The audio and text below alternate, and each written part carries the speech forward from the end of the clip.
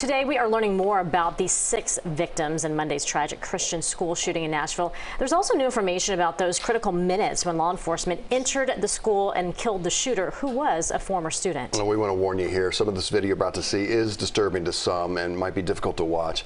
Let's get to it. Here's CBS News' Cristian Benavides. He's live in Nashville with the latest developments in this investigation. And it appears there's a real effort here for transparency because the Nashville PD has been incredibly forthcoming with information.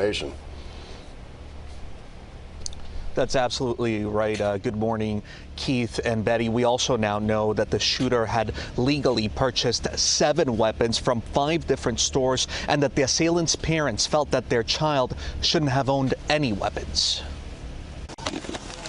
Dramatic police body cam video shows the moments before officers took down the Covenant school shooter, just 14 minutes after the first 911 call.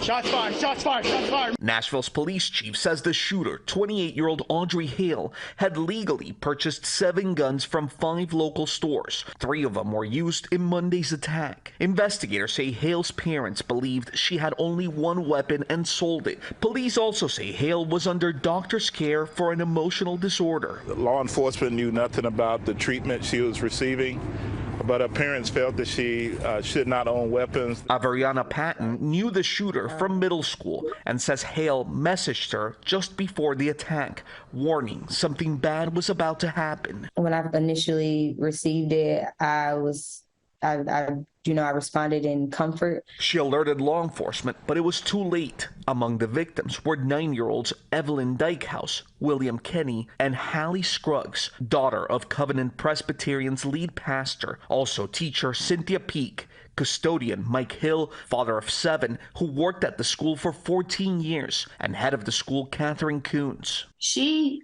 was an absolute champion for her students. Police say there's no evidence the victims were specifically targeted. A memorial outside the Covenant school continues to grow as the community and nation comes to grips with another senseless tragedy. Those children should all be with us still.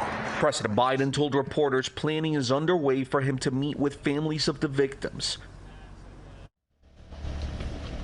People continue to honor the victims. There is a vigil scheduled for 5:30 local time here today.